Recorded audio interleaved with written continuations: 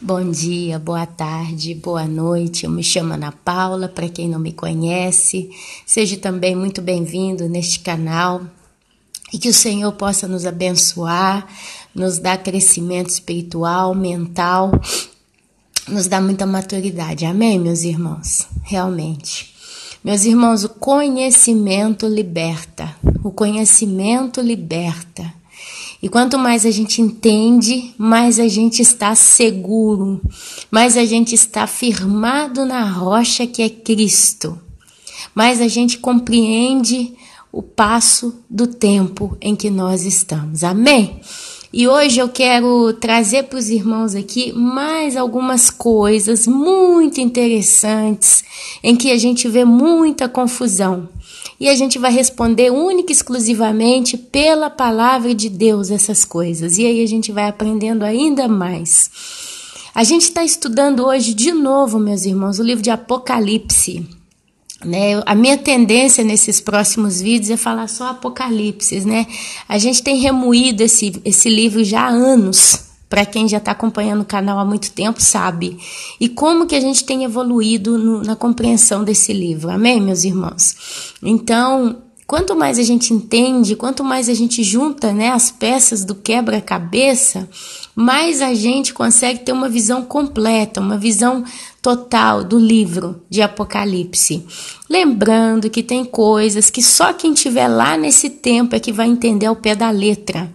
E talvez, eu acredito que nós como igreja que vamos subir, o Senhor vai nos revelar para a gente lá em cima todas essas coisas, porque Deus vai descortinar, né? Nós vamos estar totalmente potencializados como seres criados segundo a imagem e semelhança do próprio Deus. Então não vai ter limite para nosso conhecimento, para nossa mente. Nós vamos ser seres tornados glorificados, os nossos corpos serão glorificados. Mas, enquanto essas coisas não acontecem, a gente vai estudando, porque quando a gente estuda, a gente está literalmente como que mostrando para Deus que a gente realmente está muito interessado em entender e conhecer a palavra dele. Meus irmãos, eu não sei se você já passou por isso. Às vezes você, quando estava na escola, aí você fez uma história, né? A professora pediu a você para criar uma história, uma poesia, nas aulas de literatura, né? Para quem aqui frequentou aulas de literatura, e aprendemos ali os gêneros, né? Romântico, comédia, enfim, por aí vai. E ali você, nesse tempo, você escreveu, né, uma história, você escreveu um romance ali e você fez aquilo com tanta alegria e você fez algo tão bom que você acredita que é tão bom que você gostaria que todos lessem aquilo que você escreveu, né? Inclusive são nas aulas de literatura que as pessoas descobrem se elas têm dom para serem escritoras. Então, qual que é o maior orgulho de um escritor? A maior gratificação, a maior satisfação de um escritor é que os seus livros sejam lidos, e não só lidos, mas compreendidos, estudados, pensados, né? A base do escritor, quando ele escreve alguma coisa, é que quando ele escreve uma obra, que quem lê aquela obra consiga literalmente entrar na história, digamos que quase que entrar na cabeça do próprio escritor e ver como ele vê aquilo que ele escreveu. Agora nós estamos falando isso de seres humanos. Agora imagina Deus que nos deixou a palavra, nos deixou as sagradas, as santas escrituras. Como que Deus fica feliz, como que Deus fica animado quando Ele vê as pessoas estudando, analisando, desculpe o termo é vulgar, mas escafunchando as escrituras, porque escafunchar é aquilo que o cachorro faz, né? Ele põe o focinho e fica ali, remoendo, né? Até encontrar as coisas que ele quer. E aquilo para ele é um momento de prazer, aquilo para ele é um momento único, né? Então, imagina a alegria que o Senhor Deus, que o Espírito Santo, que Jesus Cristo tem quando a gente para e dedica realmente o nosso tempo a aprender as Sagradas Escrituras. E o livro de Apocalipse é a cerejinha em cima da torta, né? Quando ele cria Apocalipse, ele cria ele todo simbólico, ele escreveu, ele misturou tudo e lançou ali nas palavras para a gente. E ele quer que você estude estude. O livro de Apocalipse ele não é só para ser lido, mas ele é para ser estudado. E a mano que você vai estudando esse livro, com o passar do tempo, mais vai se descortinando as coisas diante dos teus olhos. E é isso que o Senhor quer que nós façamos e vivamos. O orgulho dele, eu acredito, é que a gente realmente pare para estudar as profecias. E a Bíblia diz que quem estuda as profecias tem uma bênção especial, né? Vai ter bênçãos especiais. Amém, meus irmãos? E hoje nós vamos estudar aqui de quem é o falso profeta. Já tem muito tempo que eu estou querendo falar sobre isso, porque esse assunto tem me instigado, tem me incuriosida, como é que é? Porque em italiano é incuriosito, me deixado curiosa, né? Não existe, acho que não tem uma palavra que expressa, mas tem me deixado curiosa. Quem é o falso profeta? Quem é o falso profeta? Porque o povo fala que é o Papa, todo mundo fala que é o Papa. É o Papa o falso profeta? Olha só para vocês verem como é que ele está na televisão, o ecumenismo e tudo que ele faz e acontece, ele é o falso profeta, né? E fica nisso, estabilizou nessa conversa. Poucos são aqueles que param realmente e dizem, peraí, realmente quem é esse falso profeta? Eu particularmente até cheguei a pensar algumas vezes, mas existe uma terceira pessoa agindo na terra para o mal na grande tribulação e na tribulação? Porque eu sempre ouvi falar do anticristo. Tem a primeira besta e tem o falso profeta. Então são três, né? Só que quando o tempo passa, meus irmãos, vocês vão maturando as escrituras na sua cabeça.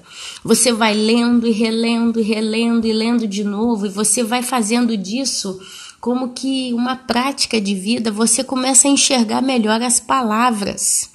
Você consegue ter minuciosidade nas vírgulas, nos pontos de exclamação, interrogação, cada letra. E ali você começa a entender, peraí, tem alguma coisa mais profundo do que isso que eu acho. Amém, meus irmãos? E é isso que nós vamos hoje tirar aqui. Eu quero em nome de Jesus Cristo, Yeshua HaMashiach. Eu quero em nome de Jesus que hoje quem é o falso profeta fique bem claro na cabeça de todos. Porque se a gente não tem confusão, a gente vai vendo ainda melhor o livro de Apocalipse. No último vídeo eu falei sobre os 4 cavalos, né? A gente estudou bem aí sobre os 4 cavalos. Hoje nós vamos estudar sobre quem é o falso profeta. E na realidade, o que nós estamos fazendo até então? Nós estamos puxando detalhes de eventos, de personagens envolvidos no livro do Apocalipse, de personagens que vão estar agindo no período da tribulação e da grande tribulação. Eu poderia falar grande tribulação e taxar tudo em 7 anos, mas a gente tem que aprender a saber bem cada coisa onde está no seu devido lugar. E o período de 7 anos, também chamados Dores de Jacó ou 70ª semana de Daniel, é também chamado de período de tribulação e grande tribulação. A tribulação, ela acontece por 3 anos e meio. Os 3 primeiros 3 anos e meio são chamados de tribulação. E os 3 últimos anos e meio são taxados como grande tribulação. E serão os piores, porque tudo que acontecer vai acontecer a nível mundial e todos que estiverem aqui vão sofrer. Amém, meus irmãos? Mas vamos deixar isso aqui, porque a gente também vai conversando, tanto que conversa, tanto que se fala, tanto se clareia. Amém? E hoje, para a gente não perder o fio da meada, então nós vamos falar quem é o falso profeta. O nosso objetivo hoje é descortinar bem claramente quem é. Eu descobri quem ele é e hoje eu não tenho mais dúvida. Mas agora está na hora de passar a bola para frente, né? Então, meus amados, olha só. Nós hoje vamos estudar o livro de Apocalipse e vamos estudar também 2 Tessalonicenses. Amém, meus irmãos? Eu vou fazer uma bolinha aqui nos textos que vocês vão pegar como referência e já vou deixar aqui, vocês vão ver também na descrição do vídeo todos esses textos. Ok? Vocês vão ver aí, Apocalipse capítulo 16, do versículo 13. 16:13, Apocalipse 16:13. Vocês vão ver também comigo aí hoje Apocalipse capítulo 13. Perdão, meus irmãos, meu marido aqui me pedindo um favor. Mas vamos lá, Apocalipse 13, do 11 ao 15. Vamos ver também Apocalipse 16, capítulo 14, 2 Tessalonicenses 2, 9, Apocalipse 19, do versículo 19 ao 20, Apocalipse 20, 10 e Apocalipse 17, 16 e Apocalipse 17, 4 a 6, tá bom? Maioria aqui tudo Apocalipse, mas nós vamos ver com calma, vamos lá. Então, vamos começar aqui em Apocalipse, capítulo 16, versículo 13. Olha só, é esse versículozinho, é esse pedacinho aqui que gera confusão na cabeça de alguns. Vamos ler. Apocalipse 16, versículo 13. Então, vi sair da boca do dragão, da boca da besta e da boca do falso profeta 3 espíritos imundos semelhante a rãs, porque eles são espíritos de demônios, operadores de sinais, e se dirigem aos reis do mundo inteiro com o fim de ajuntá-los para a peleja do grande dia do Deus Todo-Poderoso. Olha só, olha o que é citado aqui. Se você ler esse texto correndo, você perde o fio da meada. O apóstolo João diz: então vi sair da boca do dragão, da boca da besta e da boca do falso profeta. Aí o povo fala que esse dragão é o anticristo. A besta é a besta mesmo e o falso profeta é o papa. Basicamente fica limitado nisso, ok?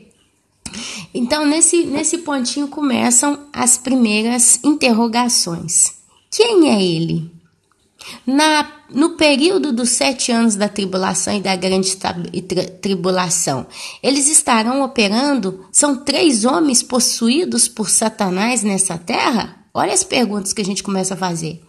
Por que muitos dizem que esse falso profeta é o Papa? Tem sentido? Vamos então pela Bíblia identificar quem é literalmente o tão misterioso falso profeta, meus irmãos. E para entendermos melhor, temos que entender qual característica tem o falso profeta e por que Deus o permitirá operar no mundo. Vamos então identificar esse ser pelas suas características e do porquê que Deus o deixa operar no mundo. Vamos lá em Apocalipse, então, capítulo 13. Apocalipse, capítulo 13, do 11 até o 15. E vamos ler algumas coisinhas aqui, tá? 13, do 11 ao 15. O apóstolo João, nas suas visões, continua a descrever.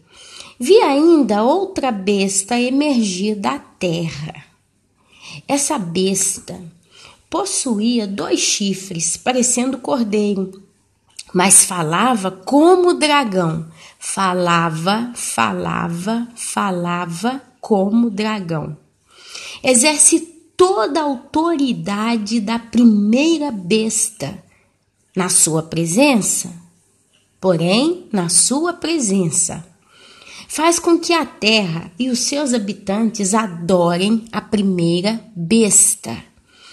Quer dizer, a segunda besta faz com que a terra e os seus habitantes adorem a primeira besta cuja ferida mortal fora curada. Também opera grandes sinais, de maneira que até fogo do céu faz descer à terra diante dos homens. Seduz os que habitam sobre a terra por causa dos sinais que lhe foi dado executar diante da besta. Dizendo aos que habitam sobre a terra que façam uma imagem à besta, aquela que era ferida, que fora ferida a espada e sobreviveu. E lhe foi dado comunicar fôlego à imagem da besta, para que não só a imagem falasse, como ainda fizesse morrer quantos não adorassem a imagem da besta. Meus irmãos, a todos, aos pequenos, aos grandes, os ricos e os pobres, os livres e os escravos, faz que lhes seja dada certa marca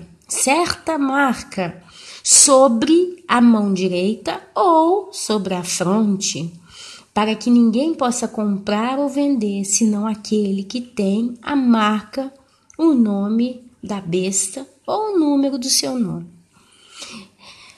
Apocalipse, amados, capítulo 13, do 11 até o 16, que eu fui até o 17, né? Do 11 até o 17, descreve a segunda besta. A besta que emerge da terra. E as características dessa besta é fazer com que todos os habitantes da terra adorem a primeira besta. E nós já estudamos nos vídeos passados aqui quem é a primeira besta e a segunda. Se eu conseguir, eu vou colocar os links desses vídeos, porque aí você volta nesses vídeos, escuta esse vídeo, e aí você vai ficar bem esclarecido. Não me convém entrar aqui em todos os detalhes de novo, porque senão eu vou ter que fazer um outro vídeo de 2 horas aqui só para explicar quem é a primeira besta, por que ela é a primeira besta e voltar na segunda, tá bom? A gente já falou sobre isso e a gente continua descortinando o entendimento do livro de Apocalipse. Então, eu vou ver se eu consigo deixar os links aqui de todos esses estudos, porque a gente estudou cada um desses personagens muito profundamente. E hoje a gente está estudando o personagem falso profeta, ok, meus irmãos? Então, antes que entre em conflitos, né, eu peço a você que ainda não está entendendo esse estudo, que veja os outros estudos, faça uma pausa nesse aqui e vá nos outros estudos explicando quem é quem. Que eu vou deixar os links, tá bom, meus queridos? É mais fácil para todo mundo. E você, se quiser relembrar, né, quiser dar uma refrescada na sua memória nos detalhes, você volta nos vídeos que eu vou deixar no link, e aí você também vai refrescar a sua memória. Então, meus amados, olha só, vamos em Apocalipse capítulo 13, do 11 ao 17, para ver que o falso profeta, ou a segunda besta, ou o anticristo, ele opera sinais e maravilhas na presença da primeira besta. Peraí, Ana Paula, o que você acabou de ler? Eu acabei de ler que Apocalipse capítulo 13, ele descreve quem é o falso profeta. E ele, meus amados, é também a segunda besta. E ele é também o falso profeta. Porque o que faz um profeta? O que um profeta faz, meus irmãos? Vamos dar uma olhada lá nos profetas do Antigo Testamento. Elias, vamos ver Isaías. Veja lá os profetas passados. Eles faziam milagres, sinais. Eles profetizavam e faziam milagres e prodígios. Teve um que fez descer, chegou, acho que foi Elias, né? Fez descer fogo do céu na presença dos homens. E ele anunciava a Deus. E o que os profetas faziam, né? Eles direcionavam a voz para o povo se arrepender e voltar para Deus. O Deus de Isaac, de Abraão e de Jacó. Então, quando você vê, por exemplo, aquele profeta, acho que é Elias, desculpa se eu faço confusão, mas é Elias mesmo. Quando ele faz descer fogo do céu na presença, né, dos adoradores, como é que chama, dos sacerdotes de Baal, e queima ali o sacrifício, o povo que estava ali assistindo aquele evento, eles eram judeus e eles estavam sendo induzidos a desviar por causa da tal daquela mulher. Como é que ela chama? Eu tô com o nome dela na minha cabeça aqui e eu não consigo falar. Era a mulher do rei, uma mulher que casou com o rei de Israel, Jezabel. Essa tal dessa Jezabel, ela era pagã, né? Era um diabo de mulher. Ela casou com o rei de Israel e ela levou o povo a adorar Baal. E tinha os profetas de Baal. Aí vem esse profeta Elias, né? E ali, então, ele lança um desafio. Quem é que é o Deus que vai fazer descer fogo do céu? O meu Deus ou o Deus de vocês, o Deus Baal? E aí, então, levantou, né? Acho que foram 300 sacerdotes de Baal, profetas de Baal. E eles ficaram o dia inteirinho ali, um tempo, não foi o dia inteiro, mas eles ficaram muitas horas ali, fazendo ritual, fazendo cerimônia e fazendo aquela bagunça toda. Fizeram um altar e pedia para descer fogo do céu. O Baal, desce fogo do céu e nada. E o profeta, né, ele ficava sentado ali olhando aquela coisa, ficou olhando, esperando, passou, e o povo de Israel assistindo um espetáculo, né? Provavelmente foi um evento muito, muito espetacular. Aí depois que passou e não aconteceu nada, não desceu fogo do céu. Provavelmente eles devem ter falado que o Deus deles não tinha necessidade de provar que ele era o Deus que era, né? Então eles não quis descer o fogo do céu e tal, mas tocava Elias. Aí o que Elias fez, meus irmãos?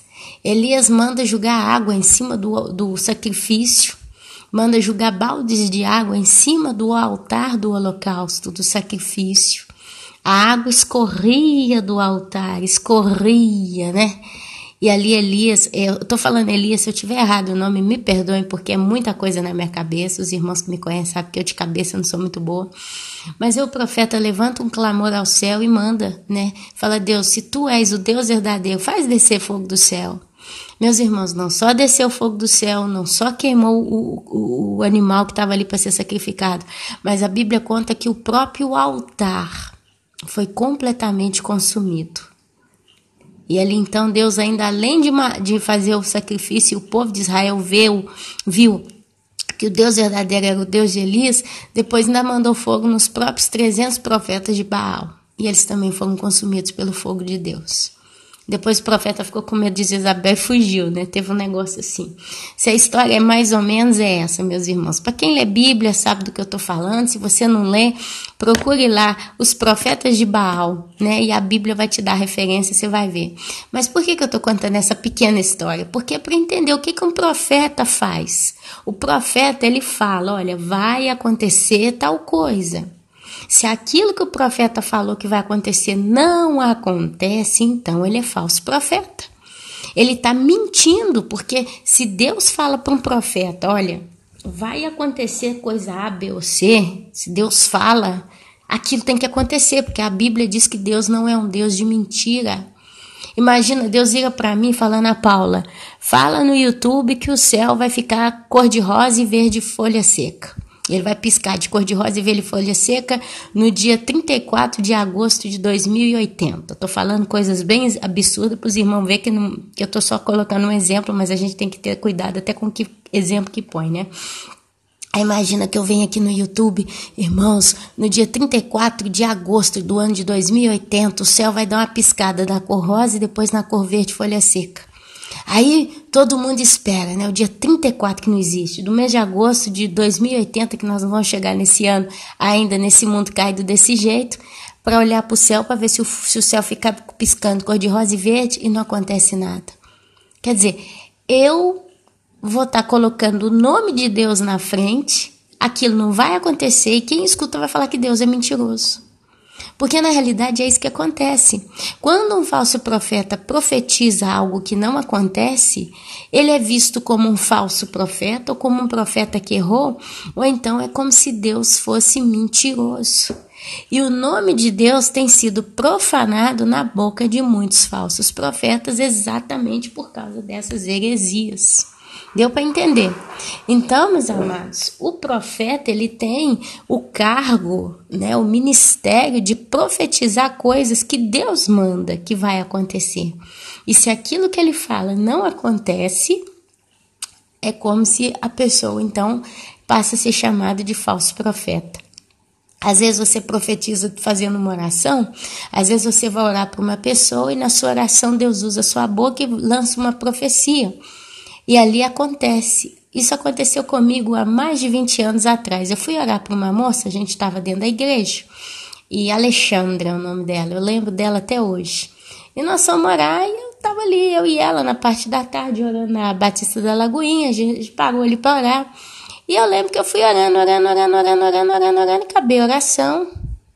Ela olhou para o meu rosto muito feliz, muito obrigado pela sua oração, muito obrigada. Eu nem lembrei o que eu falei, passaram-se alguns dias, passaram-se semanas. Um belo dia ela vem até mim.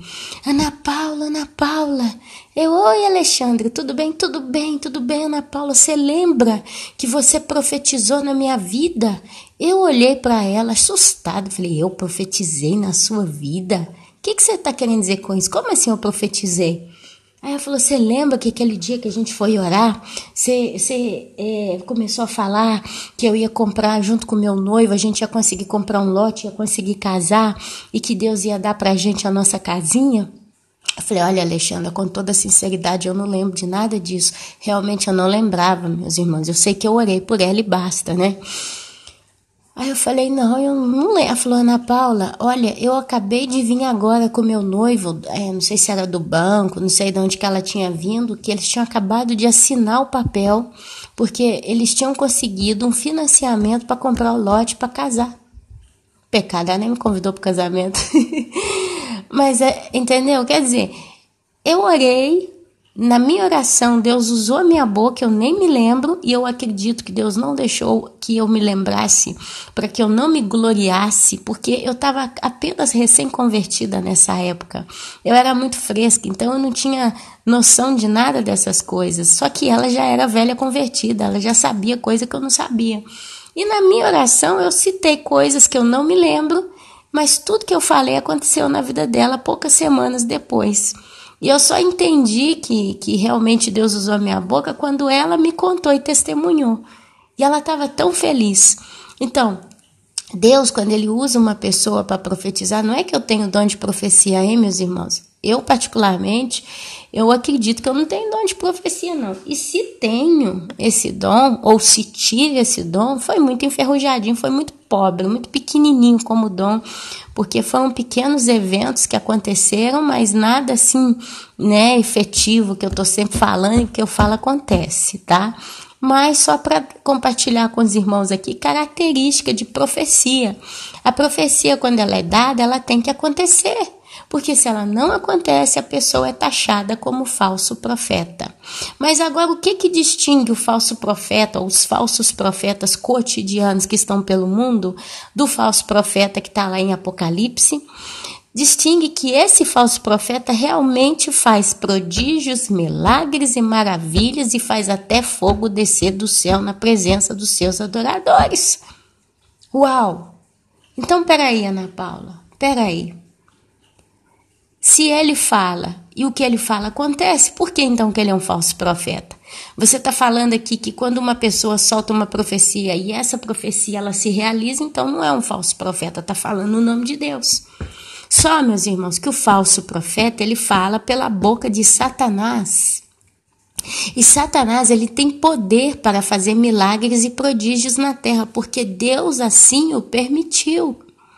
E olha aqui, o que esse falso profeta, nesse momento, ele vai fazer aqui em Apocalipse, capítulo 16, versículo 14. Olha lá o que ele faz. 16, 14, deixa eu só encontrar aqui. Porque eles são espíritos de demônios, operadores de sinais, e se dirigem aos reis do mundo inteiro, com o fim de ajuntá-los para a peleja do grande dia do Deus Todo-Poderoso.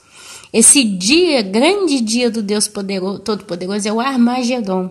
Vai ser o final, vai ser o dia em que o Jesus Cristo vai descer das nuvens montado num cavalo branco com suas vestes salpicadas de sangue todos os santos com ele. E ali vai ter a batalha do Armagedon. Amém, meus irmãos? Então, olha só, ele seduz os reis da terra. Ele tem condição de falar mentira e fazer sinais.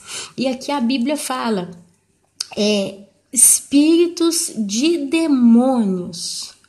Da boca deles, eles são usados por espíritos de demônios, operadores de sinais.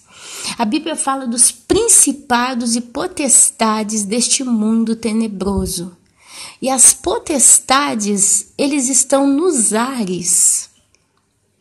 Um exemplo muito claro de um principado ou de uma potestade que operou grandes sinais foi na época em que Jesus estava no barco com os apóstolos.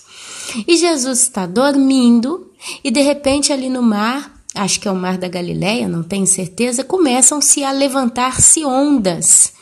E aquele mar foi ficando agitado, era de madrugada, né? Era de noite, alguma coisa assim. Começou a levantar onda, agitada. Os apóstolos que estavam com Jesus entraram em pânico, e eu também entraria. né? Por mais que eu visse o meu bom Jesus operar tantos milagres, eu estou vendo o barquinho quase virando, ainda mais no meio de um mar, num barquinho pequeno. Aquelas ondas enormes, eu imagino o pânico dos apóstolos, e ali então eles acordam a Jesus desesperado. Mestre, mestre, nós estamos para morrer. E ali Jesus dá uma palavra e a tempestade se acalma, acaba. Dissipam-se as nuvens, dissipam-se as ondas.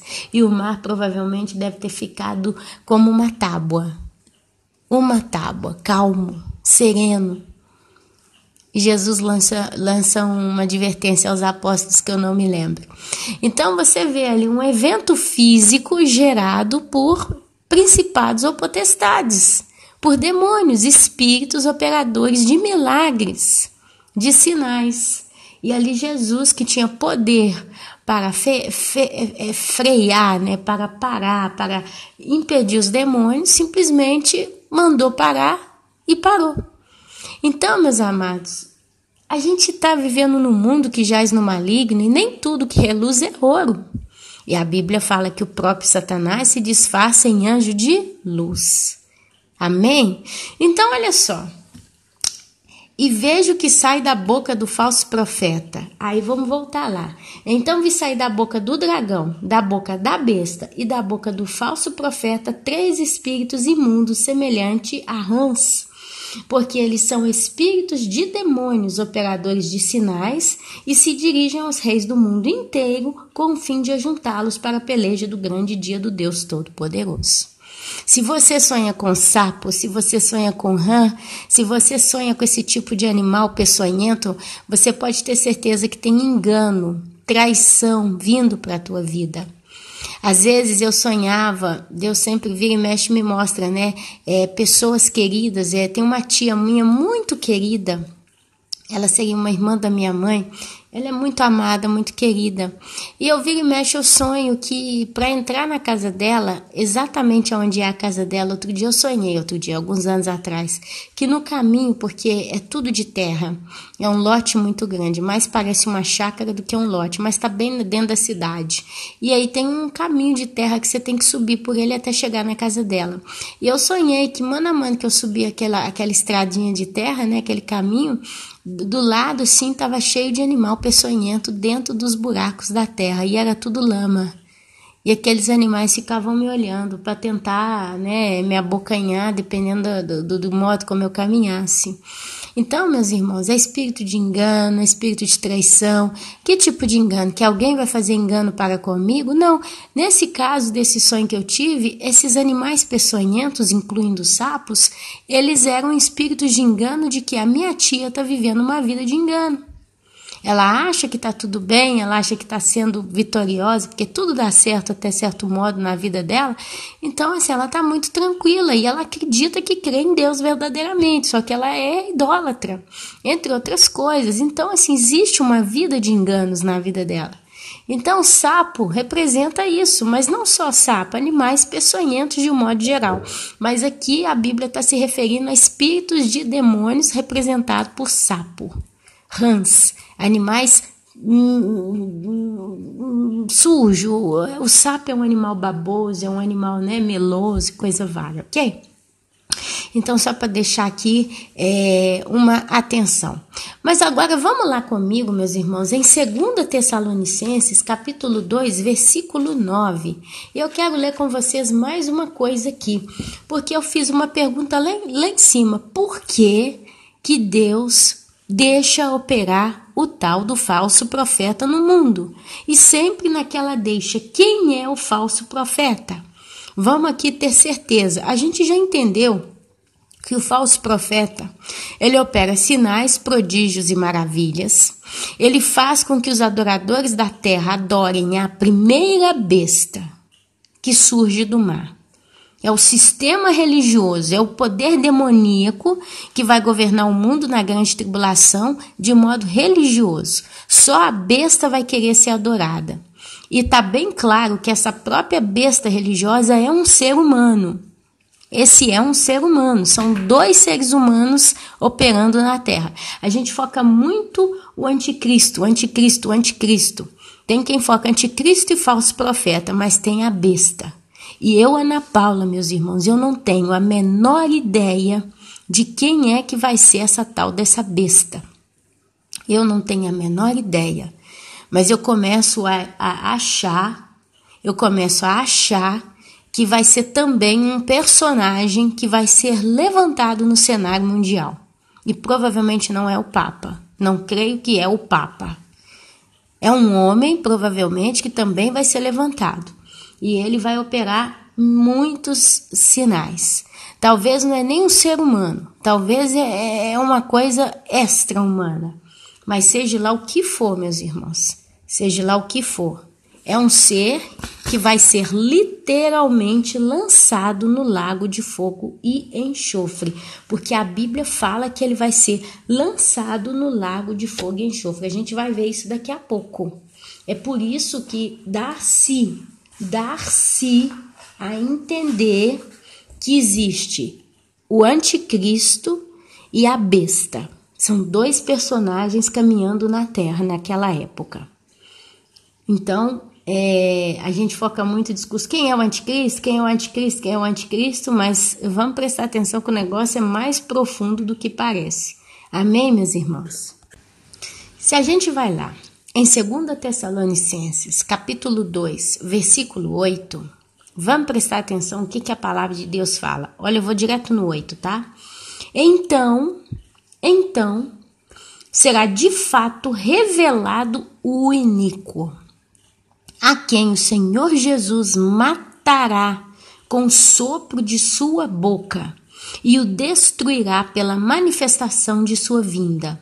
Ora, o aparecimento do iníquo é segundo a eficácia de Satanás, com todo o poder e sinais e prodígios da mentira. Olha só, o que o iníquo faz? Ele aparece e ele opera todo o poder, sinais, prodígios e mentira, da mentira, e com todo engano de injustiça aos que perecem, porque não acolheram o amor da verdade para serem salvos. Então, meus irmãos, o caráter do homem da iniquidade é a sua derrota. Ele vem e ele tem o aparecimento segundo a eficácia do próprio Satanás. Quem é Satanás? O dragão. Com todo o poder e sinais e prodígios de mentira, da mentira, quer dizer, ele é o artífice da mentira, né? Ele consegue manusear a mentira, ele é especialista na mentira, e ele vem com todo o engano de injustiça. E o que o sapo significa lá em Apocalipse, a gente leu? São espíritos de demônios enganadores, operadores de sinais. Tá vendo como é que as informações casam? O falso profeta, o dragão e a besta. O falso profeta, o dragão e a besta. Olha, o dragão, meus amados, a Bíblia deixa claríssimo que é Satanás, a antiga serpente. Então é o diabo. O diabo em pessoa não aparece na terra.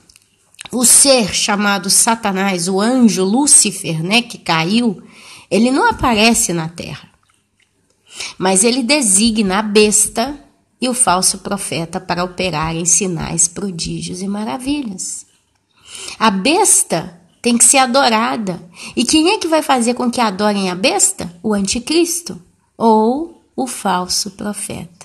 O anticristo, ele tem o papel de ser literalmente o falso profeta. Agora, o que acontece? Ele vem para quem? Para aqueles que estão perecendo porque não acreditaram na verdade.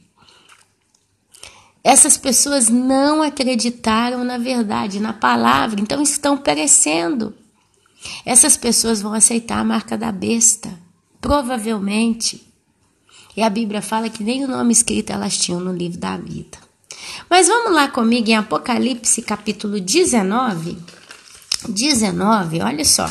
Porque a gente leu aqui em 2 Tessalonicenses que ele vai ser destruído pelo poder de Jesus. Ele vai ser morto pela espada que sai da sua boca. Então vamos lá em Apocalipse 19, 20. Olha lá o que está escrito aqui. Apocalipse 19, 20. Olha só. Olha só.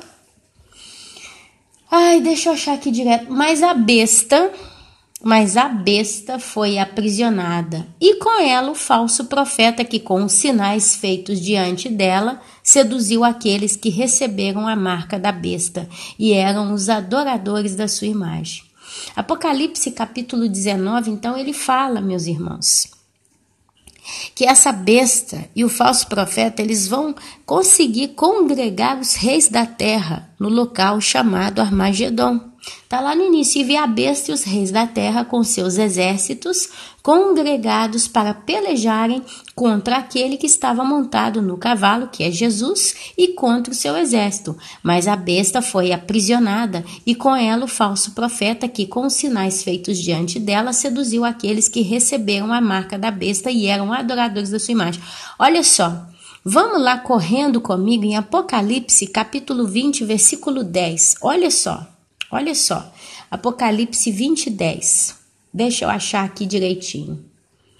O diabo, o sedutor deles, dos habitantes da terra, né, que creram no engano, foi lançado para dentro do lago de fogo e enxofre. Isso aqui é no final do milênio.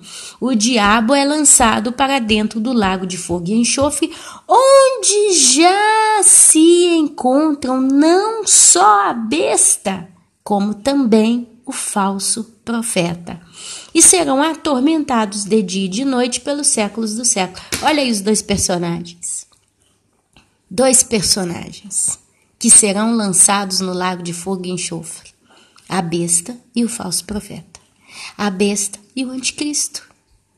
Esse homem que vai ser usado para ser o falso profeta é o anticristo. Ele vai ser lançado vivo no lago de fogo e enxofre.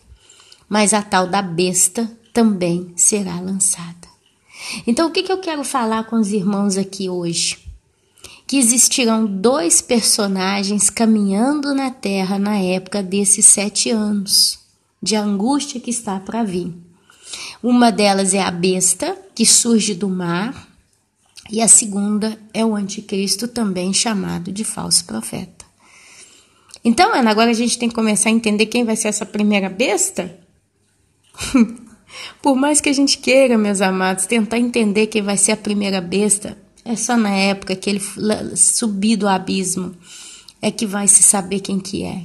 Mas uma coisa é certa, são 2 endemoniados. São 2 pessoas que vão ser usadas pelo próprio diabo em pessoa. Porque o diabo copia Deus. Deus, ele é manifestado no poder do Espírito Santo. Ele se manifestou o homem como Jesus Cristo, e ele é o Pai Todo-Poderoso, que não pode contemplar o mal. Jesus, ele fez com que todos os homens adorassem a Deus. E o Espírito Santo, ele foi até, como se diz, né? Jesus falou pela boca do Espírito Santo. E o Espírito Santo é o próprio Deus. Os 3 são um só. Mas cada um tem a sua personificação separada uma da outra. É um mistério que a gente só vai entender quando a gente vê-los, quando a gente puder olhar para eles lá na eternidade. Mas a gente sabe que existe o Pai, o Filho e o Espírito, mas os 3 são um só. Isso é uma coisa que é de Deus, ok? Eu, Ana Paula, sou feita de carne, osso, alma e espírito. Eu sou alma vivente. A alma é aquela que me dá vida, é onde está o meu intelecto, os meus sentimentos. Mas a gente sabe que o espírito pode se separar do corpo físico. O meu espírito pode sair do meu corpo e voltar. É o que fazem os desdobramentos, né? São satanistas que praticam a arte do desdobramento. Quer dizer, eles fazem com que o espírito deles saiam do corpo e vagueiam pela terra por um período de tempo. E é todo feito através de rituais satânicos e sacrifícios satânicos, e os demônios os ensinam a fazer os desdobramentos, ok? Então isso já mostra que eu já sou 2, eu sou carne, osso e eu sou espírito, mas eu tenho a alma vivente que me liga, né? A alma é onde estão os meus sentimentos, e a Bíblia diz que a alma vai ser lançada no inferno. A alma, ela também se encontra debaixo do trono de Deus. São a alma daqueles santos que morreram martirizados, que clamam dia e noite pedindo a Deus justiça. O corpo físico deles está enterrado, está decomposto na terra, mas a alma deles está debaixo do trono de Deus. Agora, se no céu tem alma, e a Bíblia fala claramente, a alma daqueles que morreram, tá? Está lá no céu clamando justiça, onde é que está a alma daqueles que os assassinaram nos séculos passados? Provavelmente sofrendo choro e ranger de dentes nesse exato momento no inferno. Então, se nós mesmos somos 3 em 1, quer dizer, eu sou Ana Paula Espírito, eu sou Ana Paula Alma, eu sou Ana Paula Carne. Eu sou 3 em 1, Deus também é 3 em 1. A diferença, aqui eu falando de modo muito ignorante, a diferença é que Deus, ele consegue viver de 3 formas diferentes. Deus, ele consegue viver manifestado em 3 formas diferentes. Ele literalmente tem um filho chamado Jesus, porque a Bíblia diz que no início o verbo estava nele. E o verbo era Deus. E o verbo se fez carne e habitou entre nós. Então Jesus estava em Deus. Como? Só na eternidade para descobrir. E a Bíblia diz que o próprio Espírito Santo sonda o coração de Deus e conhece os próprios pensamentos de Deus. E estava com Deus quando Deus criou todas as coisas. O Espírito de Deus pairava sobre a terra quando era um abismo, quando era escuro, quando era trevas, não tinha luz. Então, meus amados, não adianta a gente querer entender ao pé da letra todas as coisas, mas o que acontece? Baseado nessa realidade, Satanás que também quer fazer a mesma coisa. Satanás, meus irmãos, pelo que eu entendo, a Bíblia fala de espíritos imundos, espíritos caídos, espíritos em prisão. Então, assim, dá-se a entender que demônio, anjo caído, não tem trindade. Eles são espíritos. Eles são espíritos. É o que dá-se a entender. Eles não são 3 em 1 como nós. É o que dá-se a entender. Se um anjo, ele tem alma, se um anjo ele tem um corpo físico, não sei. Sei que anjos apareceram na terra como pessoas. Então o anjo ele pode tomar forma física. E os demônios também podem tomar forma física, só que eles não ficam para sempre na forma física, porque a forma original deles é espiritual. Eles têm um corpo espiritual.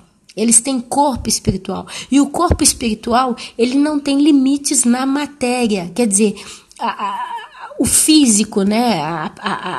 O que é matéria? Matéria é o mundo físico que nós vemos. A madeira, o plástico, a carne, as plantas, é tudo matéria.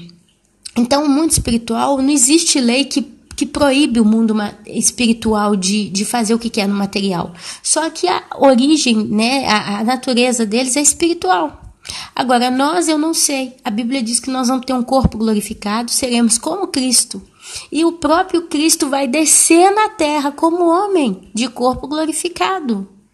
Então, meus amados, a Bíblia diz lá no final ainda, para complicar mais ainda, né? Lá no finalzinho, quando desce a Nova Jerusalém que descia do céu da parte de Deus ataviado como noiva, a Bíblia fala o seguinte, lá em Apocalipse 21, versículo 3 em diante, né? Mais ou menos. Eis o tabernáculo de Deus com os homens. Deus habitará com eles, e eles serão o povo de Deus, e Deus mesmo estará com eles. E aqui, se você continua lendo aqui, você vê Deus Pai e Jesus Cristo habitando no meio dos homens aqui nessa Nova Jerusalém, nessa Jerusalém que desce do céu. A gente vê esse texto aqui confirmando.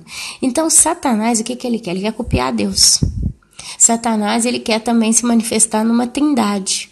Então, o dragão, ele não aparece fisicamente. É como o Espírito Santo de Deus. O Espírito Santo de Deus, ele não aparece fisicamente. Nós não vemos o Espírito Santo de Deus. Mas ele nos dá poder. A gente fala, a gente tem, né? Jesus operou poder por meio do Espírito Santo de Deus.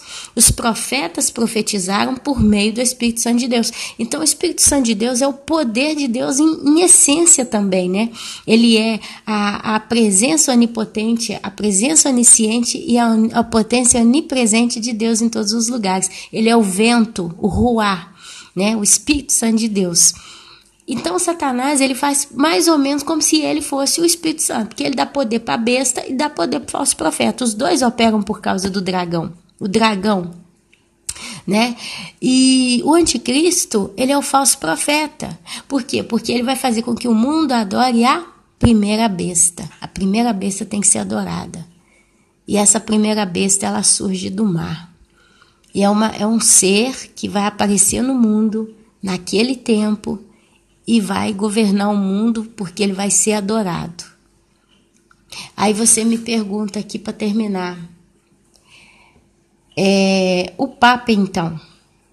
O Papa, então, não é o falso profeta. Ok, Ana, você está dizendo aí que o Papa não é o falso profeta, porque lendo esses textos aqui, a gente vê que é o anticristo que vai ser o falso profeta, porque ele vai fazer com que todos da terra adorem a primeira besta. E só um profeta pode fazer esse tipo de papel, fazer com que um ser seja adorado, ok. E vai também operar milagres, prodígios e maravilhas na presença da primeira besta. Então, ok, não é o Papa. A não ser que o Papa é o anticristo, né? Tem quem acha que ele é o anticristo, mas eu acho muito difícil que seja. Mas a grande meretriz, olha só, então o Papa, então, ele não é o falso profeta, mas ele faz parte da grande meretriz, sim, que está assentada na primeira besta e que será destruído por ela mesma com ira e fúria. Então, onde é que está o sistema clérico católico romano? Está lá em Apocalipse, capítulo 17, olha aqui, olha, eu vou lá com os irmãos. Apocalipse, capítulo 17, tem que ler na Bíblia, né? Que se eu não falo aqui na palavra, os irmãos acham que eu estou inventando na minha cabeça. Apocalipse 17, 16. Olha só, o sistema clérico romano católico, ele vai ser destruído. Então ele não pode ser um falso profeta, porque ele vai ser destruído com ira, com fúria. Olha lá, Apocalipse 17, 16.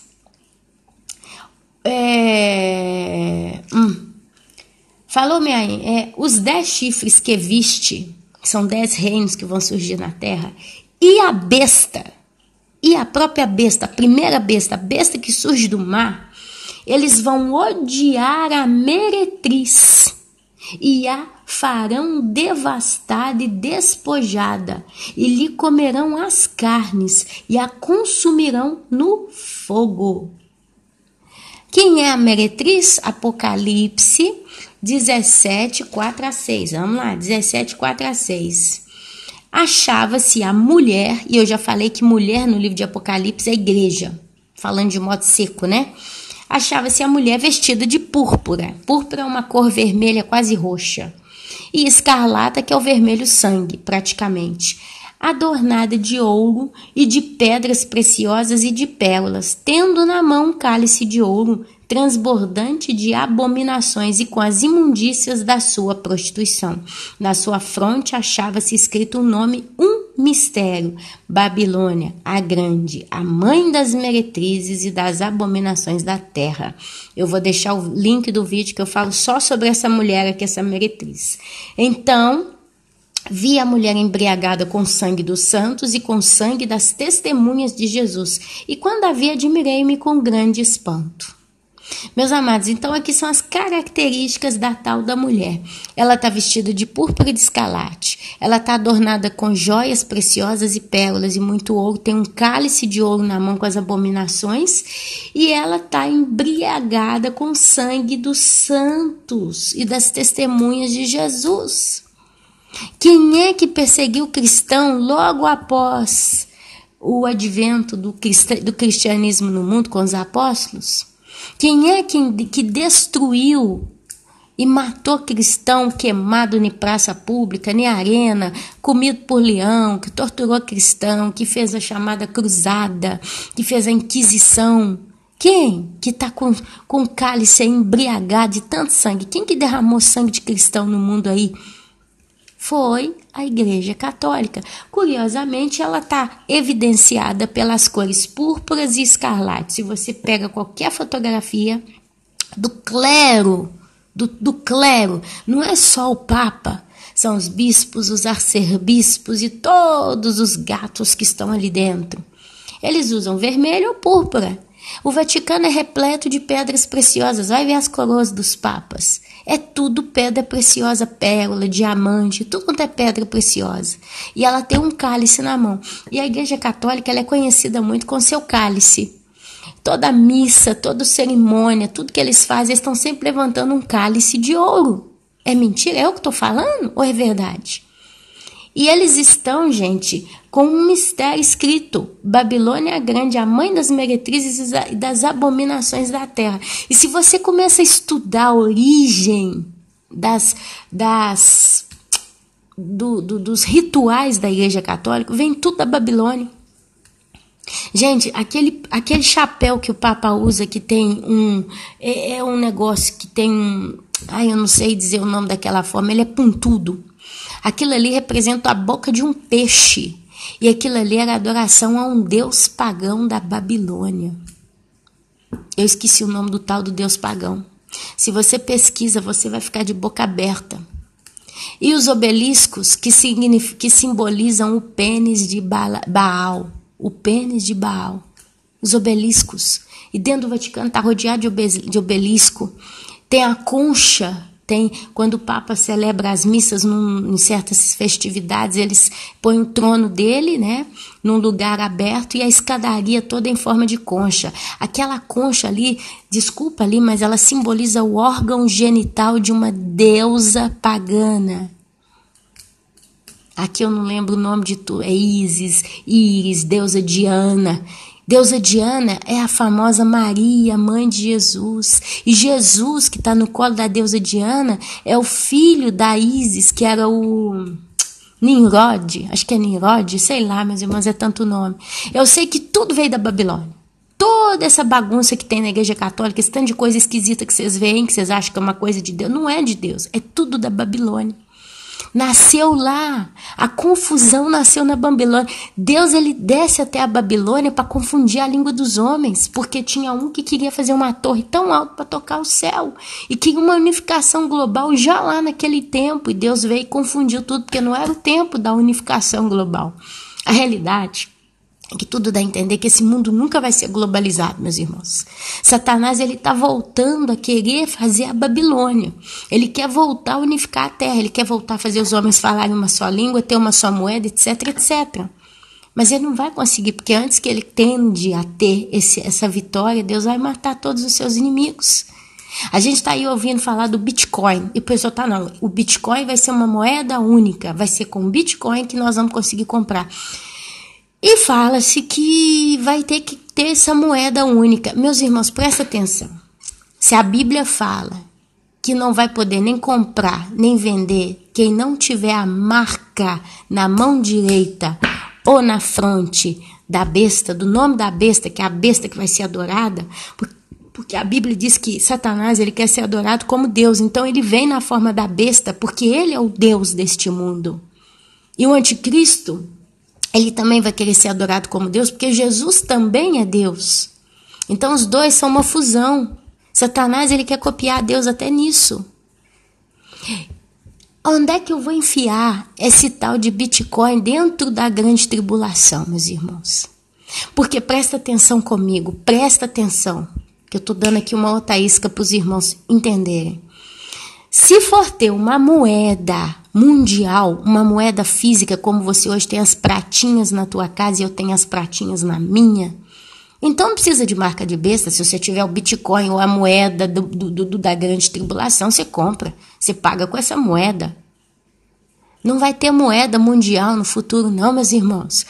O dinheiro, como a gente conhece, o dinheiro que a gente toca de papel, essas notas ou a moeda vão ser dizimadas. Ouro não vai valer como moeda. Não adianta você ter uma barra de ouro e oferecer para alguém para comprar alguma coisa, isso não vai valer nada. A única coisa que vai fazer a pessoa ter acesso à compra ou à venda de qualquer bem é a marca da besta na mão direita ou na fronte. E a Bíblia fala claro, sobre a mão direita ou sobre a fronte. É um sistema de tecnologia que vai ser colocado sobre a mão direita ou sobre a fronte. Aí você me pergunta, a marca da besta já está em operação? Não. Tudo que está rodando por aí é só um ensaio para o que está por vir. Essas pessoas que já estão chipadas na perna, na mão esquerda, no braço, elas não têm a marca da besta. Elas têm um chip tecnológico, elas têm algo no corpo. Mas a própria e dita marca da besta, ela está sobre a mão direita ou sobre a fronte. Quem tentar tirar essa marca vai morrer. Mas não vai morrer porque o povo do anticristo vai levar a matar a pessoa, não. Ela não pode mais tirar essa marca, porque espiritualmente ela já está condenada ao inferno. Essa pessoa, ela vai estar com o coração tão duro, meus irmãos, ela não quer Deus. E ela já pereceu e o nome dela já não está mais escrito no livro da vida. Isso significa que quem colocar a marca da besta não vai querer tirar. Não vai ter intenção de tirar. A gente acha que o povo vai estar com o coração mole na grande tribulação. Mas quando a gente começa a ler sobre os flagelos, que é onde fala muito sobre esses detalhes, que o povo vai morder a língua de dor e não se arrependeu, mas vão blasfemar contra o Deus do céu. E não se arrependeram, Significa que o próprio coração dessas pessoas já vai estar marcado por amor a Satanás. São filhos do diabo, entregues ao engano porque não acreditaram no amor de Deus. Então as coisas na grande tribulação, com o aproximar dela, eu vejo claramente, meus irmãos, como que o troço vai ficar feio. Gente, a gente não tem ideia do que está vindo por aí. Repito e reafirmo essa informação. Nós não temos ideia do mal que está chegando ao mundo. Gente, o maior mal que um ser humano pode ter é o próprio coração dele contra Deus. E essas pessoas vão ser cruéis, essas pessoas vão ser más, essas pessoas não vão ter piedade de nada nem de ninguém, essas pessoas vão ser terrivelmente, profundamente perversas, filhas do maligno. É onde a gente vê quando a Bíblia fala que até os pais vão entregar seus próprios filhos, os filhos vão entregar seus pais. Meus irmãos, o ser humano está ficando tão endiabrado, tão embestiado, que na grande tribulação, meus irmãos, é só carnificina nessa terra. Vai começar do lado, no seu vizinho do lado. Do vizinho do lado, não no seu vizinho do lado, mas vai começar do vizinho do lado. Vai começar dentro da própria casa a manifestação da perversidade. Então, meus queridos, vamos orar e pedir a Deus. Tem um momento aqui, tem uma leitura que eu fiz aqui, sempre lá em Apocalipse, capítulo 13. Eu vou voltar lá, porque eu quero ler um pedacinho aqui. Apocalipse, capítulo 13, não, 17, né? O capítulo, qual é o Apocalipse que eu tô lendo aqui? Que eu achei 16, olha só. Apocalipse, capítulo 16, olha lá o que eu li. Versículo 15. Eu vou ler de novo do 13 em diante, olha só. Vou ler direto todo o sexto flagelo. Apocalipse, capítulo 16, do 12 até o versículo 16, para fechar o discurso aqui. Derramou o sexto anjo a sua taça sobre o grande rio Eufrates, cujas águas secaram, para que se preparasse o caminho dos reis que vêm do lado do nascimento do sol.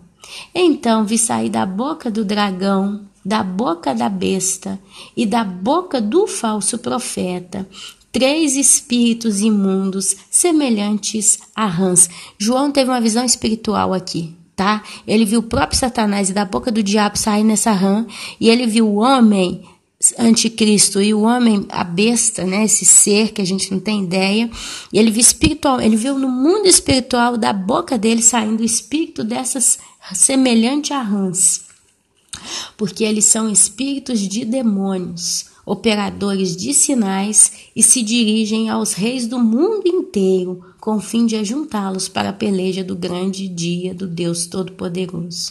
Eis que venho como ladrão. Eis que venho como vem o ladrão. Bem-aventurado aquele que vigia e guarda as suas vestes, para que não ande nu e não seja visto a sua vergonha. Então os ajuntaram no lugar que em hebraico se chama Armagedon. Meus irmãos, se você presta atenção, o livro de Apocalipse ele foi escrito pelo apóstolo João, mas quem inspirou o apóstolo João foi Jesus Cristo. Ele foi falando para João tudo que está no livro de Apocalipse.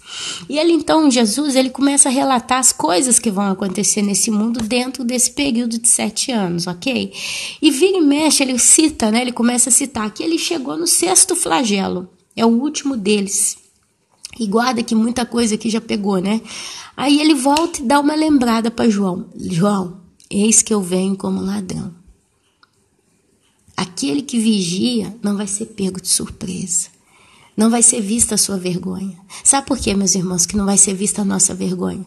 Porque a nossa vergonha são os nossos pecados e as nossas transgressões. Mas a partir do momento que nós pedimos perdão a Jesus, ele cobre multidão de pecados com seu próprio sangue. Então, quando Deus Pai, ele olha para você, ele não vê você sujo, mas ele vê você coberto com o sangue do seu Filho Jesus. Então, a nossa vergonha não é vista, porque ele vê o sangue do Filho dele. Deus, quando ele olha para você, ele simplesmente vê o sangue do Filho dele que te veste. Você está justificado. Deus pagou por você. Então ele fala para nós vigiarmos. É onde a gente volta lá, e esse texto aqui eu não puxei aqui no estudo não, mas eu leio para vocês aqui 1 Tessalonicenses. Eu leio para vocês aqui 1 Tessalonicenses capítulo 5, do 4 até o 10, até o 11. Deixa eu anotar aqui. Onde é que eu vou anotar esse texto? Deixa eu anotar aqui em cima. 1 Tessalonicenses capítulo 5, do 4 ao 10. Olha só o que fala aqui. Mas vós, irmãos, não estáis em trevas, para que esse dia, qual é o dia? O dia do Senhor, né? Como ladrão vos apanhe de surpresa. Porquanto vós todos sois filhos da luz e filhos do dia. Nós não somos da noite nem das trevas. Assim, pois não durmamos como os demais, pelo contrário, vigiemos e sejamos sóbrios. Ora, os que dormem, dormem de noite, e os que se embriagam, é de noite que se embriagam. Nós, porém, que somos do dia, sejamos sóbrios, revestindo-nos da couraça da fé e do amor e tomando como capacete a esperança da salvação. Porque Deus, meus irmãos, ele não nos destinou para a ira, mas para alcançar a salvação mediante nosso Senhor Jesus Cristo, que morreu por nós para que, quer vigiemos, quer durmamos, vivamos em união com ele. Consolai-vos, pois, uns aos outros e edificai-vos reciprocamente, como também estáis fazendo. Deus não nos destinou para a ira. Quer uma segunda testemunha bíblica?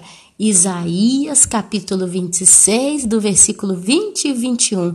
Entra, povo meu, por um pouco de tempo para os seus quartos e feche a porta, até que passe a minha ira.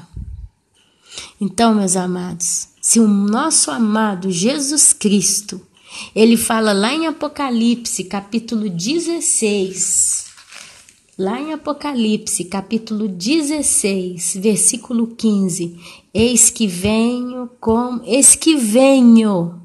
ladrão. Bem-aventurado aquele que vigia e aguarda as suas vestes, para que não ande nu e não se veja a sua vergonha. E aqui em 1 Tessalonicenses, capítulo 5, do 4 até o 11, fala exatamente dessa vigilância e fala que Deus não nos separou para o dia da sua ira. Significa que a igreja de Cristo vai estar com Cristo naquele grande dia e vai descer com ele para pelejar no vale da decisão, chamada de Armagedon na língua hebraica. A minha pergunta para você ainda é: o que você está fazendo ainda da tua vida? Olha, meus irmãos, eu levanto de manhã, preparo meus filhos para ir para a escola, tento tomar um café aqui, me ajustar, e vou ajustar minha casa. Agora que são 10h30, eu vou começar a colocar algumas coisas no lugar, vou começar a cozinhar. Já vou estar descarregando esse vídeo no computador para estar publicando ele, se possível, durante o dia de hoje.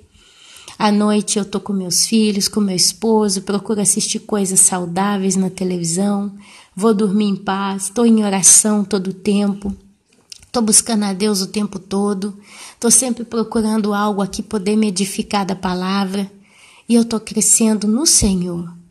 E eu procuro abençoar a vida das pessoas o quanto mais eu posso. O desejo do meu coração era terminar esse vídeo e já poder fazer outro. Fazer uma pequena pausa aqui só para acalmar um pouco a cabeça, né? Dar uma descansada. Mas já pegar outro texto e já estudar outra coisa e já publicar outro. Fazer um vídeo atrás do outro aqui. E não fazendo vídeo, então estando em oração por todo mundo. Eu gostaria de estar fazendo a obra todo o tempo. Mas uma coisa eu posso dizer para vocês. Eu estou empenhada na seara.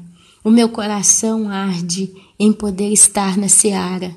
Anos e anos já se passaram, são desde 2012 que nós estamos aqui nesse ritmo. E olha, eu sou uma das pessoas mais inconstantes que você pode conhecer. Eu não tenho capacidade humana para pegar um compromisso e levar ele até o final. Eu às vezes começo uma coisa e largo no meio do caminho. Começo uma dieta, paro. Começo a tomar certa coisa, paro. Comigo mesmo eu tenho essa inconstância. Eu tenho que estar sempre vigiando para manter um ritmo, o normal possível. Mas eu posso dizer que Deus conseguiu transformar no meu coração a força para com Ele não ser inconstante. Ele pode me levar desse mundo e eu creio, depois de todos esses anos, que quando chegar o dia do arrebatamento eu ainda estarei trabalhando. Infelizmente eu vi muito dos meus colegas de trabalho aí no YouTube, de pessoas de ministério, pessoas que eu conheci desde o início, muitos amigos, colegas, irmãos em Cristo, que hoje se afastaram, que hoje já não acreditam mais, acham que não vale mais a pena fazer certas coisas para Deus, dizem que as pessoas estão muito más, as pessoas atacam muito a mim. Eu estou cansada de fazer a obra, nesse caso eu não vou fazer mais isso ou mais não sei o quê. Mas eu não, meus irmãos. Eu olho para Deus, eu não faço para o homem. Eu não estou aqui para fazer para você esse trabalho. Eu estou para fazer para meu Deus. Porque se eu parar para analisar, quantas pessoas já me fizeram mal, quantas pessoas já me ofenderam, mas quantas vezes eu já fiz o mal a Deus, eu já ofendi a Deus com o meu pecado. E Ele sempre teve paciência comigo e me perdoou. E eu tenho crescido e batalhado e rompido cada obstáculo. E Ele, numa paciência imensurável, tem me esperado. E é Ele quem vai terminar a obra que Ele começou na minha vida. Então, meus queridos, quando eu faço a obra de Deus, eu não olho para os homens, eu olho para Deus. E eu te convido, se você tem um ministério, seja ele virtual ou físico, não pense no que as pessoas vão falar de você, vão fazer com você. Você tem que fazer a obra e olhar para Deus. Porque o tempo está acabando. Meus irmãos, eu não sei se vocês prestaram atenção no último vídeo que eu coloquei no canal, quando eu falei dos 4 cavaleiros do Apocalipse. E eu ia falando aquele vídeo, eu ia narrando aquelas palavras e só vinha na minha cabeça o cenário que nós temos hoje no mundo, da FEMA, da polícia do mundo inteiro, do exército do mundo inteiro, preparado para lançar a lei marcial na terra, a destruição, os conflitos que estão vindo. O mundo está pronto, meus irmãos.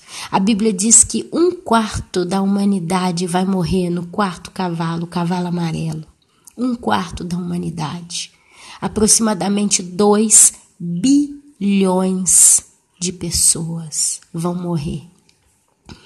O Brasil tem uma população de 260 milhões de habitantes aproximadamente. O número é mais ou menos esse. O que é 260 milhões do lado de 2 bilhões? É 1/10 dessa quantidade. É como se você pegasse um bolo, dividisse esse bolo em 10 partes. E uma dessas fetas, dessas partes, é o Brasil inteiro. Eu estou dizendo que na grande tribulação o Brasil vai ser pulverizado por completo? Não. Mas eu estou dizendo que no mundo inteiro grande parte de cada continente vai ser pulverizado por completo.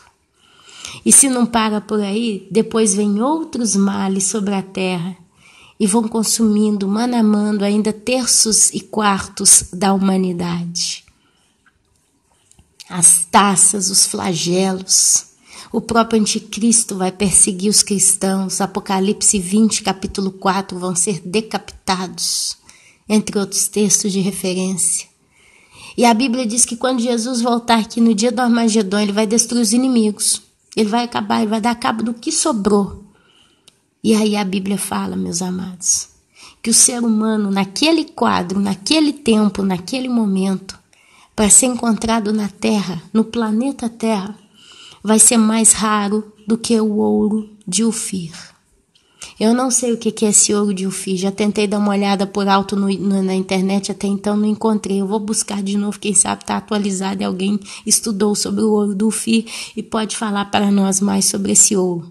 Mas se a Bíblia diz que é mais raro do que o ouro do Ofir, eu tenho certeza que esse ouro é um ouro muito precioso e muito raro e muito difícil de se encontrar.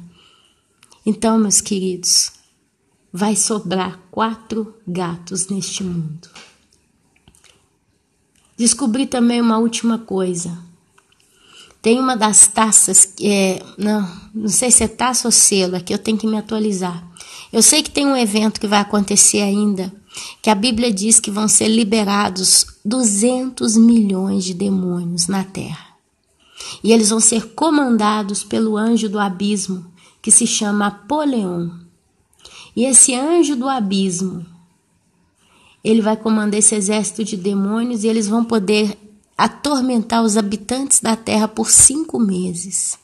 Eles só não vão tocar nos selados, que tenha o selo de Deus.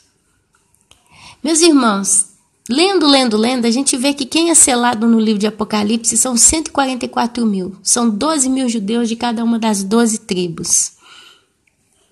E a Bíblia fala claramente que quem é selado vão se segurar os 4 ventos, que são os 4 anjos que vão trazer juízo sobre o norte, sul, leste e oeste do planeta, para não fazer dano a nada, até que esses selados sejam selados. Se a Bíblia diz que o tal do selado não vai sofrer nenhum dano, nenhum arranhão, mas em contrapartida, lá em Apocalipse capítulo 20, versículo 4, diz que os santos vão morrer decapitados. E tem um outro capítulo na Bíblia que diz, não mais terão sede, o sol não mais os queimará e por aí vai. Eu começo a entender que quando esses 200 milhões de demônios forem soltos na terra, provavelmente isso nós vamos estudar. Eu tô ainda mastigando esse assunto com calma, mas eu só posso dar aqui a deixa. Mas provavelmente até aqueles que são santos, que vão morrer e vão para o céu, também serão atormentados por 5 meses.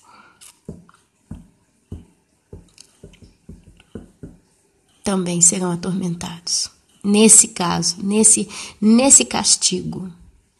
Eles não vão sofrer aquele flagelo que vai nascer chagas, úlceras malignas nas pessoas. São cânceres, né? As pessoas vão ter câncer. Isso vai doer muito. E a Bíblia fala, são aqueles que receberam a marca da besta. Aí está específico. Mas esse exército de 200 milhões de demônios que vão atormentar as pessoas como a picada do escorpião. As pessoas vão procurar a morte fugirá deles. A Bíblia não especifica que é só quem tem a marca da besta na mão. A Bíblia fala que é só os selados com o sinete de Deus. E logo por aí, naquele meio tempo, ele fala dos 144 mil. Então, existe uma grande probabilidade de que, se for na época em que ainda os santos da grande tribulação estiverem na terra, e se acontecer nesse mesmo tempo esse evento desses demônios, os santos também vão ser afligidos por essa praga, vão ser atormentados. Mas é uma coisa que eu deixo aqui para os irmãos, que eu ainda vou estudar isso bem a fundo, eu vou tentar entender bem, eu vou ler melhor esses textos aqui com os irmãos no YouTube.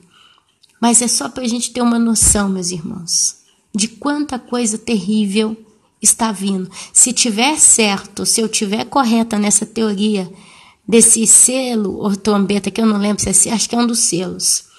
É um dos últimos selos, ou acho que é o 5º selo, sei lá. Se isso estiver correto, é mais sofrimento nessa terra. Mais ainda. Então, meu querido, minha querida, eu repito, crie uma lista com nome. Todo mundo que você for lembrando, não interessa quem seja, amigo, inimigo, gente de perto, gente de longe, qualquer ser humano, até um ator de Hollywood que você lembrar, que vier na tua cabeça. Bota o nome dessa pessoa no papel e ora por ela. Porque nós estamos habituados a ver o mundo dentro da nossa casa. Essas 4 paredes, a nossa família, o tio e a tia, acabou. Mas Deus, Ele vê o mundo como um todo. Para Ele não tem diferença entre você e o ator lá de Hollywood. Não tem diferença para Deus. Eles são todos criados como você foi. Então faça uma lista. Quanto mais nome for vindo, mais nome você vai escrevendo. Se você não lembra o nome da pessoa, bota a referência. A caixa do supermercado que eu vou todo dia. Eu não sei o nome dela, mas eu ponho isso aqui. Deus sabe quem é essa moça. E eu vou te dizer uma coisa. Pega um desses nomes por dia e ora. Hoje eu vou orar pela caixa do supermercado. E passa tempo em oração. Passa 10 minutos, 5 minutos, passa 3 horas orando por essa pessoa. O tempo que o Espírito Santo de Deus tomar o teu coração. A intercessão, ela muito pode. A Bíblia diz que muito pode a oração do justo na sua eficácia. E ore por essa vida. Ore por ela como se fosse a pessoa mais importante do mundo. A Bíblia diz, ama o teu próximo como a ti mesmo. Isso também é ir e fazer a obra. A união faz a força, meus irmãos. O que tem dentro de nós é muito poderoso. A Bíblia diz, maior é o que está dentro de você do que o que está no mundo. E quem está em você é o Espírito Santo de Deus. É o próprio Deus habitando em ti. E se você entende esses princípios e pela fé você toma posse, começa a abrir a tua boca e clamar, você vai cair naquela passagem que diz que o próprio Espírito Santo intercede por nós com gemidos inexprimíveis.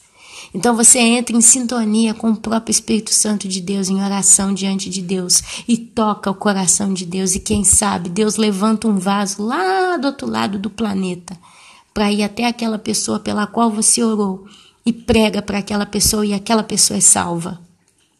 Porque Jesus declarou, de maneira nenhuma lançarei fora aqueles que o Pai me deu. E a vontade de Deus é que ninguém pereça.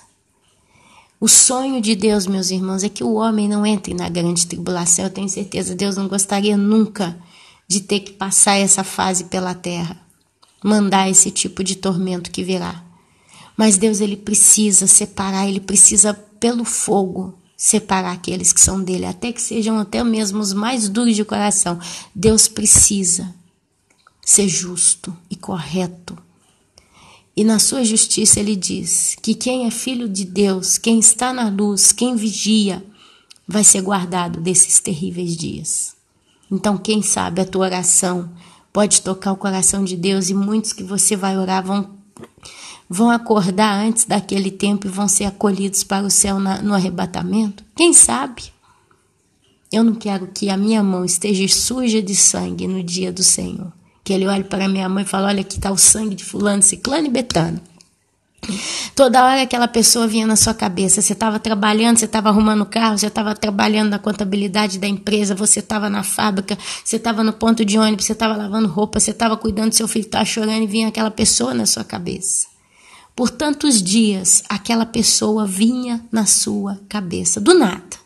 Você se lembrava daquela pessoa. Por que você, como cristão, não pegou e orou por aquela pessoa? Porque era eu querendo te lembrar que eu amo aquela pessoa e eu queria salvar aquela pessoa e eu estava preparado para fazer tal coisa. Mas eu gostaria que você ou que alguém intercedesse. E você era a pessoa mais próxima para poder interceder por aquela pessoa, para que ela fosse salva. E ela pereceu e o sangue dela está na tua mão. Meus irmãos, a gente tem que ter sensibilidade para com o Espírito Santo. Creio, eu, Ana Paula, que hoje nada na minha vida acontece por acaso. Nada Nada, nem um copo d'água que eu bebo hoje para mim é por acaso. Tudo está esquadrinhado e orquestrado por Deus para com a minha vida. Está nos planos dele, na minha estrada. Então eu não penso duas vezes. Certas coisas vêm na minha cabeça, eu não penso duas vezes. Eu faço na hora, eu faço. Aprenda essas coisas. Não tenho problema, não tenho tempo, você não tem ideia de como é a minha vida. Ok, mas não vai ficar nem melhor nem pior se você parar e orar por alguém. Não vai mudar, minha irmã. A conta vai chegar do mesmo jeito no final do mês para você. Se você não orar, ou se você orar por tal pessoa, ou por tais pessoas, vai chegar do mesmo jeito. O marido está chegando em casa, está quebrando tudo. Se você orar por tal pessoa, se você não orar, o marido vai chegar em casa quebrando tudo do mesmo jeito. Então vamos tirar a dependência das coisas das nossas vidas da obra de Deus. Vamos separar as coisas. Eu aprendi a fazer isso muito tempo atrás. Eu aprendi a separar as coisas. Meus problemas, a minha vida, minhas dificuldades, minhas necessidades é uma coisa. Mas aquilo que Deus quer que eu faça na obra é outra coisa. E eu não misturo meio de campo. Eu apenas obedeço. Faça isso. Buscar em primeiro lugar o reino dos céus. E as demais coisas vos serão acrescentadas. Eu creio. Eu creio. Amém? E assim, meus queridos e amados irmãos, eu vos saúdo. São 10h40 aqui, eu tenho 1h30 aqui para liberar minha manhã. Mas eu estou muito feliz por poder hoje ter feito novamente esse trabalho. Agora eu vou fazer meus trabalhinhos aqui em casa, limpar um vidro, limpar um negocinho que eu taco lá, cozinhar. Mas estou satisfeita de ter podido hoje falar do Senhor para os irmãos, amém? E nos próximos estudos, vamos ver aqui se eu consigo continuar aí nesse ritmo aí do livro de Apocalipse. Eu vejo que Deus está nos dando detalhes, uma coisa aqui, outra acolá, e a gente vai formando o quebra-cabeça. E eu acredito, se Deus está tão empenhado em trazer essas coisas, em esclarecer tantas coisas, é porque, meus irmãos, o tempo está mais perto do que a gente pode imaginar. Eu acredito que quanto mais o entendimento vem, mais Deus está descortinando, é porque mais Ele quer que a gente fale para que o temor vá no coração de muitos. Nada é por acaso. Lembre-te, nada é por acaso. Amém, meus irmãos? Espero que vocês possam ter entendido, então. A besta que surge do mar é uma coisa, é um ser, digamos assim. É um ser e ele vai aparecer na Terra. Vai surgir no cenário mundial um ser que é a besta que surge do mar. Ele vai ser visível, ele vai ser lançado por Deus no lago de fogo de enxofre vivo. Ele vai ser lançado. Então existe esse ser. O pessoal está preocupado com quem é o anticristo. Não, vai aparecer um ser chamado a besta. E esse vai ser adorado, porque Satanás vai fazer com que a besta seja adorado. E ele vai receber todo o poder de Satanás. Vai aparecer um segundo ser na terra, que é o falso profeta, o anticristo, o homem iníquo. É a mesma pessoa. É um ser humano que vai receber todo o poder também de Satanás. Mas ele, na presença da primeira besta, é que vai operar sinais, prodígios e milagres. Mas ele vai ter uma boca, que da boca dele vai sair espíritos de rãs, que são espíritos de engano, e ele vai seduzir os reis da terra. Então são dois personagens que vão se levantar. O terceiro personagem é a meretriz, a grande prostituta. Esse já não é um personagem, um ser humano em particular, mas é todo o clero do engano da Igreja Católica do Vaticano, que se assenta e se prostitui com todos os reis da terra, porque o Vaticano é o único lugar, é o único país no mundo que tem clero papal, mas é também rei. O Papa, o Vaticano é um rei político, então ele tem laços diplomáticos no mundo inteiro. É um político. O Vaticano é um país. É uma cidadezinha dentro de Roma. É um bairro todo murado. Eu tive lá. Todo murado. E ali dentro daqueles muros é o território do Vaticano. Esse lugar é a grande meretriz. É onde a grande meretriz está sentada. E essa grande meretriz é o espírito babilônico que está no mundo de séculos em séculos. mas ele é simbolizado fisicamente pelo clero papal, pelo Vaticano como um todo. Estão vestidos de vermelho, de púrpura, adornados de pedras preciosas e etc, etc, etc. E eles vão ser destruídos pela primeira besta, que os odiará e vai ser destruído com fogo. E você tem vários capítulos no Apocalipse que relatam essa destruição. Diz que em 1 hora a cidade vai ser devastada. E os comerciantes vão ficar de longe olhando e sofrendo e chorando porque fizeram dinheiro por causa daquela cidade. É um outro estudo. Amém? Então são 3 coisas completamente diferentes. A gente não pode misturar o meio de campo. Amém, meus irmãos? Então eu vos saúdo com a santa, gloriosa e poderosa Shalom do Senhor e até o próximo vídeo. Amém, amém e amém.